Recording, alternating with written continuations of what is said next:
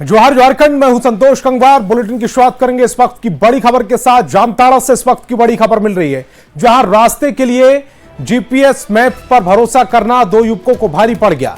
जामताड़ा थाना क्षेत्र के वीर ग्राम बरबंदिया में पुराने और क्षतिग्रस्त पुल से दो युवक सीधे नदी में जा गिरे, जिससे दोनों गंभीर रूप से घायल हो गए।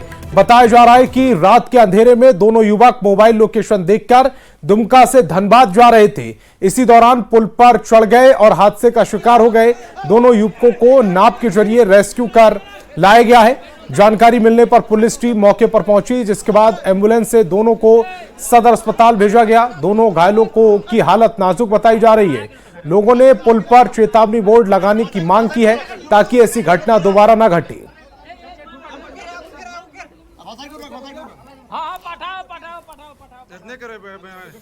और दुमका से बड़ी खबर मिल रही है। पानी गिराने के विवाद में महिला की हत्या, पड़ोसी पर हत्या का आरोप लगा है। पुलिस ने कब्जे में शव लिया है। कई दिन से विवाद चल रहा था। छोटू ने तलवार से विमला पर हमला किया था। आरोपी छोटू ने सरेंडर किया है। बड़ी खबर इस समय आपकी टेलीविजन स्क्रीन पर। पानी गिराने को लेकर यह विवाद हुआ, जिसमें महिला की हत्या हुई है। पड़ोसी पर हत्या का आरोप लगा है। पुलिस ने शव को कब्जे में लिया। कई दिनों से विवाद चल रहा था। छोटू ने तलवार से विमला पर हमला कर दिया, जिसमें उसकी मौत हो गई। आरोपी छोटू ने सरेंडर कर दिया है। और रामगढ़ से बड़ी खबर मिल रही है। रांची सीबीआई की टीम ने बड़ी कार्रवाई की है। सिरका परियोजना में कार्यरत सेफ्टी ऑफिसर गिरफ्तार हुआ है। घूस लेते सेफ्टी ऑफिसर राजेंद्र प्रसाद गिरफ्तार कर लिया गया। सीसीएल कर्मी से 10,000 रुपए घूस लेते गिरफ्तार हुआ है। ओवरमैन सत्येंद्र महतो को भी हिरासत में लिया गया है। ने सीसीएल अरगड़ा एरिया के सिरका परियोजना में कार्यरत सेफ्टी ऑफिसर राजेंद्र प्रसाद को 10,000 रुपये घूस लेते रंगे हाथ धर दबोचा है। दरअसल safety officer Rajendra Prasad CCL सिरका परियोजना में कार्यरत मैकेनिकल फिटर्स जगदीश तांती से इंक्वायरी सेटअप करने के नाम पर 10,000 रुपये की घूस मांग रहे थे। इस काम में ओवरमैन सत्येंद्र महतो भी सहयोग कर रहे थे, यानी घूस दिलाने में उनकी भी एक भूमिका थी। सीबीआई ने उन्हें भी अपने साथ लेकर गई है। उनसे भी पूछताछ की जा रही है। सीबीआई की टीम ने कार्यालय समेत राजेंद्र प्रसाद के आवास में भी छानबीन की है। वहां से कई कागजातों को अपने साथ लेकर गई है। सीबीआई की इस कार्रवाई के बाद पूरे सीसीएल अरगड़ा क्षेत्र में हड़कंप मचा हुआ है। आपको बताना चाहेंगे कि बीते शनिवार को सीसीएल बड़का सयाल क्षेत्र के सयाल परियोजना में पीएफ क्लर्क और बिल क्लर्क को भी सीबीआई की टीम ने 30,000 रुपये घूस लेते रंगे हाथ धर दबोचा था। इसके बाद भी लगातार घूस लेने की शिकायतें सीबीआई के पास पहुंच रही थी। फिलहाल आप देख सकते हैं सीसीएल सिरका परियोजना कार्यालय में चारों ओर सन्नाटा पसरा हुआ है। फिलहाल सीबीआई की जो 14 सदस्यीय टीम है, जिसमें एक महिला अधिकारी भी शामिल है, यहाँ पर जीएम ऑफिस में ले जा करके राजेंद्र प्रसाद से लगातार पूछताछ यहाँ पर की जा रही है।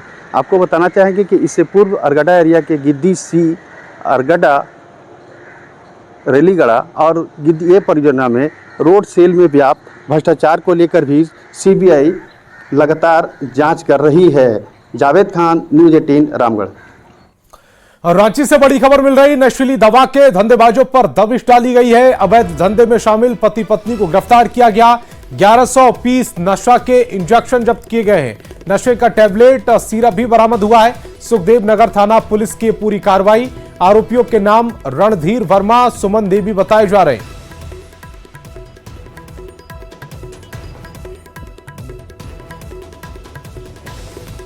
और हजारीबाग से बड़ी खबर मिल रही है। नशे के सौदागरों के खिलाफ हल्ला बोल। इचाक में लोगों ने खुद मोर्चा खोला। दो युवक को ड्रग्स के साथ पकड़ा है। जमकर पिटाई के बाद पुलिस को सौंप दिया गया।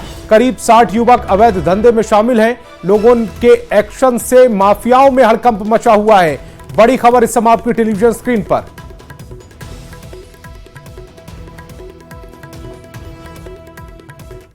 खबर धनबाद से, जहां उत्पाद विभाग ने छापेमारी कर भारी मात्रा में अवैध अंग्रेजी शराब बरामद की है। हरिहरपुर थाना क्षेत्र के गोमो पुराना बाजार के एक घर में छापेमारी के दौरान यह सफलता मिली। पुलिस ने शराब तस्कर रंजीत सरदार को गिरफ्तार किया। आरोपी किराना दुकान चलाता है और अवैध अंग्रेजी शराब के कारोबार का किंगपिन माना जाता है। छापेमारी में आरोपी के घर से 100 लीटर से अधिक अंग्रेजी शराब के साथ बियर भी जब्त की गई। बताया जाता है कि आरोपी के घर से हर ब्रांड की अवैध शराब मिली है। सूचना प्राप्त हुआ था। इस पर हम लोगों ने पूर्व में सत्यापन किया और आज उनके आवास पर हम लोगों ने दल बल के साथ छापामारी किया, जिसमें भारी मात्रा में विभिन्न ब्रांडों का बियर सहित हम लोगों ने अवैध मदिरा को जब्त किया, वहाँ से बरामद किया लगभग 110 लीटर विभिन्न ब्रांड का। तो हम लोग रेड किए और काफ़ी मात्रा में उनके घर से दारू मिला है, लेकिन इंग्लिश मैक्सिमम इंग्लिश दारू ही सब मिला के 110 लीटर अवैध दारू इनके दुकान से घर से मिला है और अभियुक्त भी गिरफ्तार हुए हैं, इनको फॉरवर्ड किया जा रहा है। और खबर हजारीबाग से, जहां पुलिस ने अफीम के कारोबार में शामिल 2 नशे के सौदागरों को गिरफ्तार किया। उनके पास से 5 किलो 395 ग्राम अफीम जब्त की गई। गिरफ्तार तस्कर किराए के मकान में रहकर अवैध धंधा चलाते थे। गाड़ी चेकिंग के अभियान में पुलिस को यह सफलता मिली। छापेमारी में 1 किलो 215 ग्राम अफीम और 1,10,000 कैश बरामद हुआ है। तस्करों की निशानदेही पर 4 किलो से अधिक अफीम के साथ 10 किलो केमिकल भी बरामद किया गया। नशे के खिलाफ जारी पुलिस के अभियान से माफियाओं में हड़कंप है। बरामदगी हुई है वो 5 किलो 395 ग्राम अफीम है, 10.28 किलोग्राम लट्ठा है, वो रासायनिक जो मिलाता है लोग इसमें। ये दोनों जो अभियुक्त पकड़े गए हैं, एक जितेंद्र कुमार उर्फ जित्तू, पेशर देवधारी, साकिन तेतरिया, थाना पत्थलगढ़ा, जिला चतरा के रहने वाले हैं। दूसरा हल्दर मुंडा, पेशर चेतन मुंडा, साकिन हालूडी, थाना दसम फॉल, जिला रांची के रहने वाले हैं। रामगढ़ से बड़ी खबर मिल रही है। महिला से 50,000 रुपए की लूट हुई है। बाइक सवार बदमाशों ने लूट की घटना को अंजाम दिया। पूरी घटना सीसीटीवी में कैद हुई है। आरोपियों की तलाश में पुलिस जुटी हुई है। जानकारी के मुताबिक अपराधियों ने पहले महिला को बैंक में मदद की और पैसा निकालने वाला फॉर्म भरा। फिर जैसे ही वो पैसा लेकर बैंक से बाहर आई तो अपराधी उसे छीनकर फरार हो गए। भुरकुंडा ओपी थाना क्षेत्र का यह पूरा मामला बताया जा रहा है।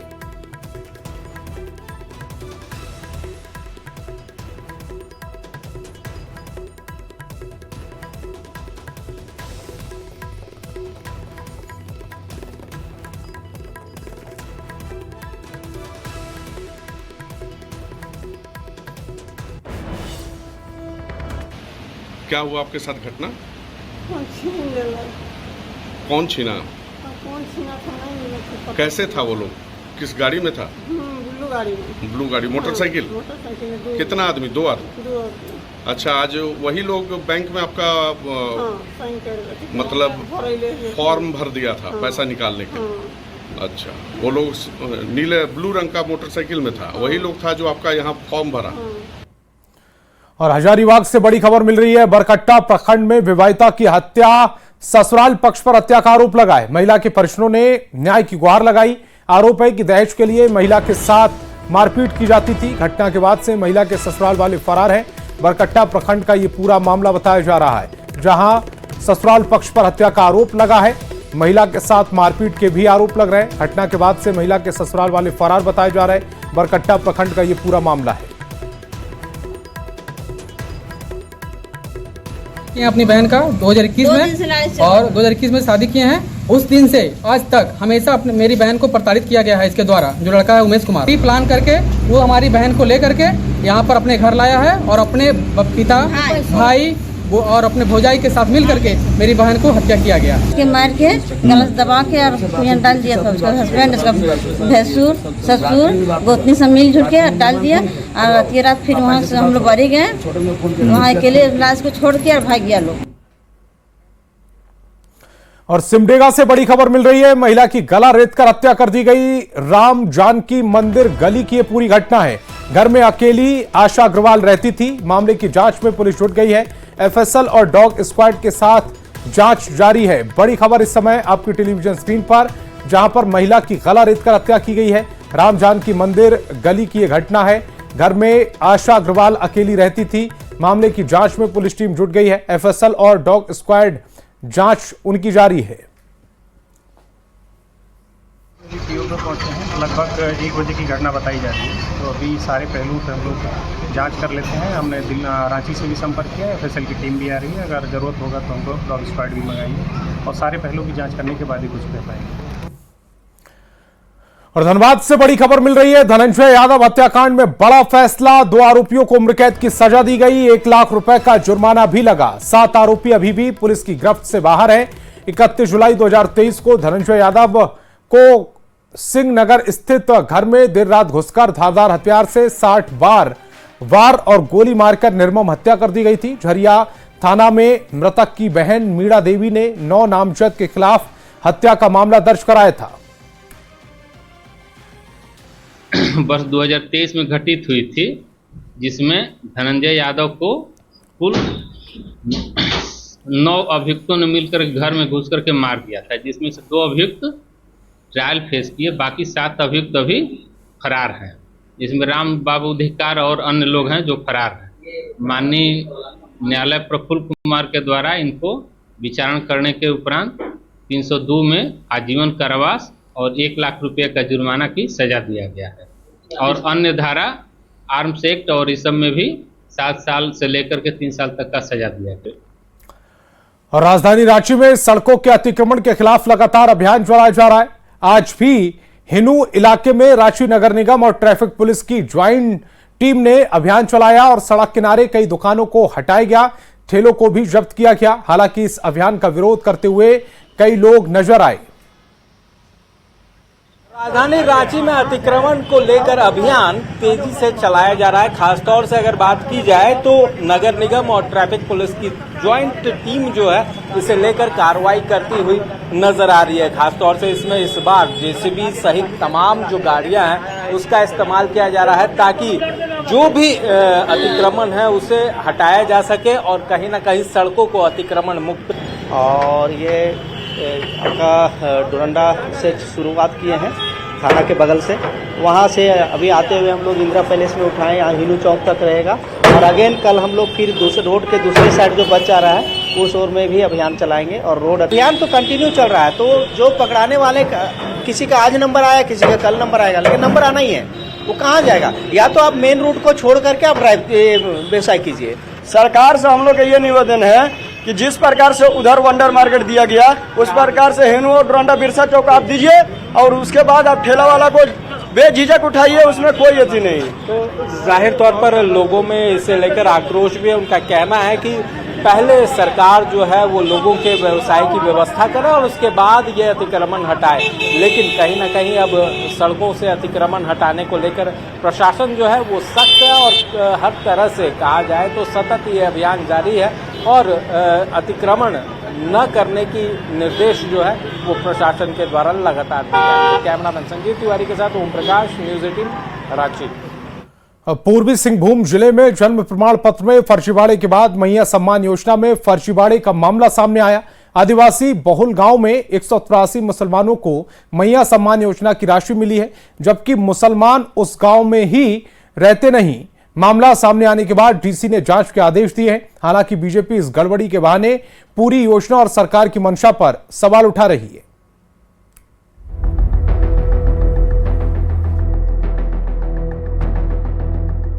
झारखंड सरकार जिस योजना को भुना रही है उस योजना में फर्जीवाड़े के मामले सामने आ रहे हैं। पूर्वी सिंहभूम जिले के गुड़ाबांधा और घाटशिला प्रखंड में 183 ऐसे लोगों को योजना की राशि मिली जो गांव में रहते ही नहीं। आदिवासी बहुल गांव में 183 मुस्लिम मैया सम्मान योजना की राशि ले रहे थे। इनके दस्तावेज में दर्ज मोबाइल नंबर बिहार, पश्चिम बंगाल, आंध्र प्रदेश और महाराष्ट्र के हैं। योजना में फर्जीवाड़ा सामने आने के बाद स्थानीय लोग जांच की मांग कर रहे हैं। जांच होना चाहिए। अगर जिस जिला का है उस जिला में एक ही जगह उसका नाम और उस लायक है, अगर वो ले रहा तो ठीक है, अगर 2 जगह ले रहा तो उस पर कार्रवाई होना चाहिए, उस पर निश्चित रूप से कार्रवाई होना चाहिए। क्योंकि पैसा जो भी ले रहा सरकार का पैसा ले रहा है, जो भाग दूसरा को मिलना चाहिए वो भाग को खत्म कर दे रहा है। और मैया योजना सरकार तो दे रही, बहुत अच्छी बात है, लेकिन इसको आदमी गलत फायदा उठा रहा है। एक आदमी का वो एड्रेस भी नहीं है उन लोग का, उस गांव का नहीं है, लेकिन दूसरा गांव वाला लोग जो है एक खाता में किसी का 30 आदमी 40 आदमी का पैसा उठा ले रहा है। तो ये सबको सरकार को जो है केस होना चाहिए, इन लोग को एक्शन होना चाहिए। मामला सामने आने के बाद बीजेपी ये पूछ रही है कि आदिवासी बहुल गांव के पते पर कैसे 183 मुसलमानों को मैया सम्मान योजना का लाभ मिल रहा था। तो मैं ये भी कहूँगी कि बांग्लादेशी जो घुसपैठी है उन्हें ये जो महत्वाकांक्षी योजना का है जो लाभ दिया जा रहा है। और जो हमारी क्षेत्र की, हमारे जिले की जो महिलाएं हैं, जो पात्र महिलाएं हैं, लाभुक महिलाएं हैं, जो जिन्हें जरूरत है इन पैसों की, वो आए दिन प्रखंड कार्यालय के चक्कर काट रही हैं। डीसी ने ये बताया कि एक एक लाभुक के दावे की जांच की जा रही है और जो संदिग्ध पाए जा रहे हैं उन्हें योजना के लिए अयोग्य घोषित किया जा रहा है। इस मामले की भी गंभीरता से जांच की जा रही है। जो भी ऐसे अकाउंट्स हैं, जिन अकाउंट्स के जो ओनर्स हैं, उन पे सभी पे कानूनी कार्रवाई करते हुए और साथ ही साथ स्वीकृति पदाधिकारी के यहाँ पर जो भी जांच पदाधिकारी या फिर जांच कर्मी है उन पे भी कार्रवाई करने का निर्देश हम लोगों ने दिया है। गड़बड़ी सामने आने के बाद जांच होगी, लेकिन बड़ा सवाल है कि सरकार की इस महत्वाकांक्षी योजना में इतने बड़े पैमाने पर गड़बड़ी कैसे हो गई। आशीष तिवारी, न्यूज़ 18। और मैया सम्मान योजना में फर्जीवाड़ा सामने आने के बाद सवाल उठ रहे हैं कि कैसे बिना जांच के योजना का लाभ दिया जा रहा है। लाभ देने के लिए क्या जांच नहीं की जा रही? बड़ा सवाल, कैसे बिना जांच के योजना का लाभ दिया जा रहा? आदिवासियों के गांव में अल्पसंख्यकों का कैसे नाम आया? राशि जारी करने से पहले जांच क्यों नहीं की गई? बड़ा सवाल।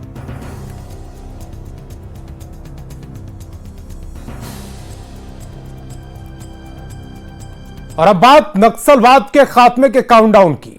चाईबासा में जारी नक्सल ऑपरेशन में दो चुनौतियां पुलिस और सुरक्षा बलों के लिए बड़ी बनती जा रही हैं और इससे पार पाना आसान नहीं। ऐसे में क्या बरसात से पहले चाईबासा को नक्सल मुक्त किया जा सकेगा? पहले एक रिपोर्ट दिखाते हैं।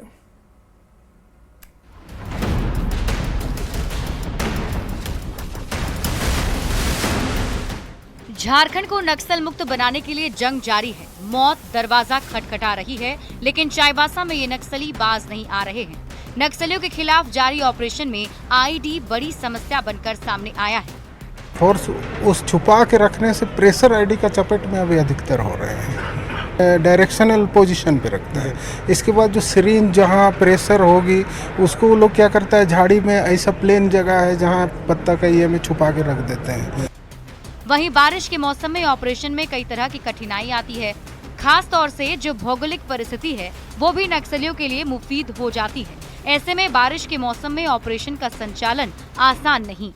मौसम में कभी भी झारखंड में रुके नहीं है। अभी जो ऑपरेशन चल रहे हैं, चाहे वो सारंडा में हो या अन्य जगहों पर हो, तो वो बारिश में जो प्रिकॉशंस लेने हैं वो हम लोग लेते हैं। और बहुत जंगल पहाड़ में थोड़ा सा तेज़ बारिश होने के कारण नालों में पानी रहता है, लेकिन वो परेशानी नक्सलियों को भी है। अगर फोर्स को वो परेशानी है तो हमको भी है, क्योंकि लोगों का, हमारे जो जवान हैं, चाहे वो किसी भी फोर्स के हों, Jharkhand Jaguar, CRPF, Jharkhand police, उनका मनोबल बहुत ऊँचा है और ये अभियान चलता रहेगा।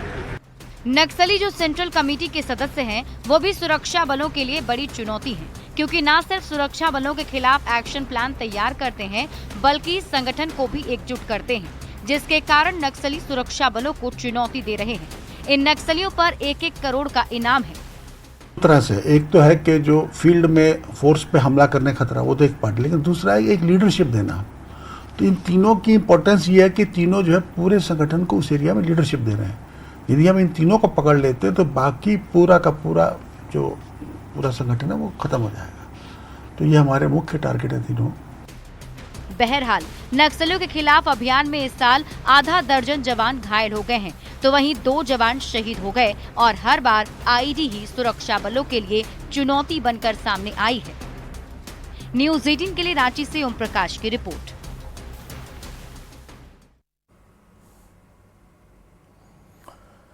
नक्सल विरोधी अभियान की समीक्षा के लिए दक्षिणी छोटा नागपुर रेंज के आईजी अखिलेश झा चाईबासा के सारंडा पहुंचे। उन्होंने अधिकारियों के साथ नक्सल ऑपरेशन की समीक्षा की। आईजी ने दावा किया है कि नक्सल विरोधी अभियान में लड़ाई अब 6 महीने की बची है। सारंडा के थानों का जायजा लेने के बाद आईजी ने जवानों को नक्सलियों के खात्मे के लिए प्रेरित भी किया। हम लोगों को यह प्रयास करना चाहिए कि हमारी अपनी क्षति। और रांची से बड़ी खबर मिल रही है, 18 मई को होना है JSCA का चुनाव। नाम वापसी के अंतिम दिन 6 नाम वापस हुए हैं। 8 पद के लिए कई दिग्गज रेस में हैं। सौरभ तिवारी, शाहबाज नदीम शामिल हैं इसमें। अजय नाथ, शहदेव भी मैदान में है। वाइस प्रेसिडेंट के लिए नामांकन भरने वाले मदांता सिंह के अलावा सेक्रेटरी पद के लिए देवाशीष चक्रवर्ती, ज्वाइंट सेक्रेटरी साझेदारी कमेटी मेंबर के लिए मुकेश, जिला कमेटी मेंबर के लिए शैलेंद्र कुमार और स्कूल क्लब के लिए देवरा दास ने नामांकन वापस लिया। सेंसस एमर्ज नहीं कर रहा है, इसलिए वोटिंग के द्वारा निर्णय होगा।